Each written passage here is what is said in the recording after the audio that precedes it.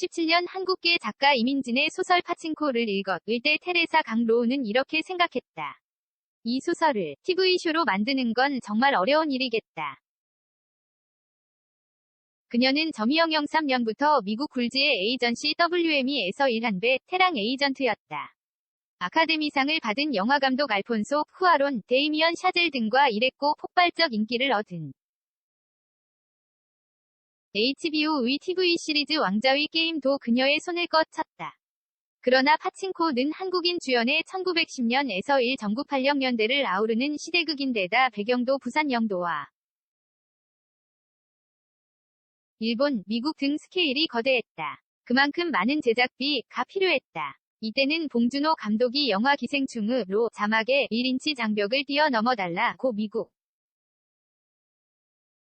관객들에게 당부 훨씬 더 전이었다. 그럼에도 강로우는 이 소설이 나아갈 길이 있다고 믿었다. 지난달 25일 애플 TV 플러스로 공개된 파친코의 공동 총괄 제작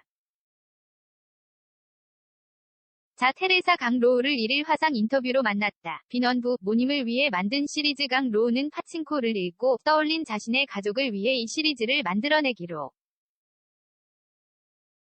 결심했다고 말했다. 소설 파친코는 일제강점기 부산을 떠나 일본에 정착하고 또 다시 미국으로 이주하는 한국인 사대의 고난과 역경을 그린다. 그는 파친코의 이야기가 정말 아름다웠고 1970년대 미국으로 이주해 온 부모님을 생각하게 만들었다. 며 부모님을 위해 서희책으로 무언가를 꼭 하고 싶었다고 했다. 부모님이 나의 가족에 대한 이야기는 해주셨지만 이렇게 많은 이야기를 들을 순 없었어요. 조부모님이 일제강점기 많은 고난을 겪으셨다는 것을 알지만 그분들은 제가 태어나기 전에 돌아가셔서 만날 기회가 없었죠. 그의 아버지는 미국 캘리포니아주 로스앤젤레스 카운티에서 비디오 대여 체인 옴니 비디오를 운영했다. 경남 하동에서 태어나 어린 시절 2시간씩 버스를 타고 부산에 가 영화를 볼 정도로 마니아였다는 그는 딸과 함께 한국 드라마와 영화를 즐겨봤다. 강로우에게 어떤 드라마와 영화를 봤느냐고 묻자 줄줄이 리스트가 나왔다. 모래 시계는 아버지가 정말 재밌게 봤어요. 또 아버지가 박찬욱 감독의 팬이었기 때문에 올드보이가 나오자마자 에게 보라고 했습니다. 그때 제가 고등학생이거나 대학생밖에 안 됐을 텐데 말이죠. 보고 나서 정말 깜짝 놀라고 한국의 영화가 대단하다는 것을 알게 됐어요. 그리고 살인의 추억, 쉬리, 달콤한 인생, 놈. 아버지는 딸이 어린 시절 주말이나 여름휴, 가철에 비디오 가게에서 일하면 하루 $20씩을 주었다. 강로우는 당시에는 좋아하는 영화를 보면서 돈도 사니 이게 무슨 일이야 하고 기뻐했지만 지금 생각해 보니 아버지가 너무 좋은 조건으로 일을 시켜주셨다는 걸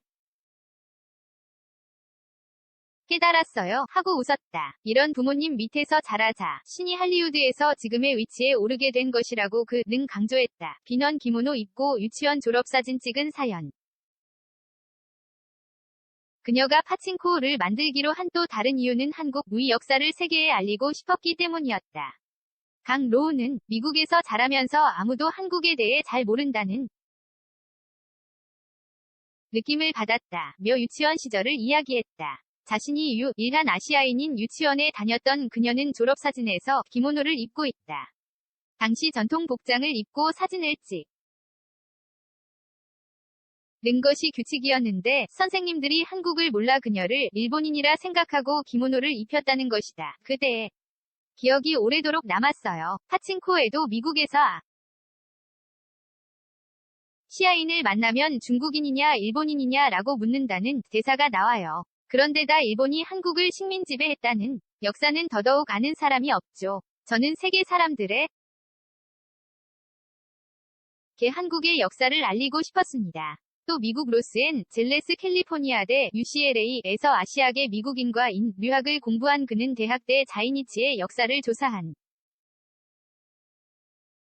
경험도 있었다. 한국인이 일본에 살고 있다는 것을 몰랐고 그들이 온갖 차별을 겪는다는 것도 몰랐다. 자이니치가 핍박받는 현실을 알게 되고 그것을 기억했던 그녀가 파친코를 알아본 것은 자연스러운 귀결이었다. 빈원, 선자는 내가 해야겠다. 고 말한 윤여정 강로우는 먼저 더 테러 와더 위스퍼스 등을 제작한 한국계 작가 수휴에게 책 파친코를 건넸다. 이전 드라마 제작을 마치고 오는 비행기에서 파친코를 읽은 휴는 역사를 딛고 선 느낌을 받았지만 어마어마한 스케일의 작품을 할 수 있을지 자신이 없었다. 강로우는 또 다른 한국계가 당신의 위치에 오르려면 7에서 10년은 기다려야 한다. 우리는 지금 이 이야기를 해야 하고 당신이 적임자라며 설득했다. 제작사를 찾는 것도 쉽지 않았다. 이야기 자체에는 흥미를 갖는 곳은 많았지만 고액 위 제작비를 투입하려는 곳은 많지 않았다. 제작진이 생각한 예산은 영국 왕실을 그린 대하 드라마 더 크라운 정도의 스케일이었다. 이것을 타협하지 않은 제작진은 결국 애플 TV 플러스와 함께 제작비 약 1,000억 원을 투입한 8부작 드라마를 만들게 됐다. 파친코를 연출한 2명이 감독 호고나다. 저스틴 전 또한 한국계이다. 또 출연진 650명 중 95%가 아시아인. 제작진이 영어로 대본을 쓰면 한국과 일본에서 번역해 다시 감수하고 또 다시 이것을 번역하는 것은 물론 자막도 최소 3개의 언어가 필요한 엄청난 작업이었다. 그럼에도 강로우는 참여한 사람들이 모두 이야기의 개인적인 감동을 느낀 경험은 처음이라고 했다. 수휴를 비롯한 제작자들이 모두 이슈를 좋아했지만 배우들도 마찬가지였다며. 윤여정 선생님과는 이틀 전 이야기를 나누었는데 대본을 읽고 선자는 내가 해야겠다는 생각이 들었다고 하셨어요. 선자의 심정을 자신이 이해한다고 느꼈기 때문. 이죠. 또 배우 이민호 씨는 한수라는 캐릭터를 더 입체적으로 살려주었는데 한국의 유명 배우가 우리 이야기에 공감한다는 것이 정말 고무적이었죠.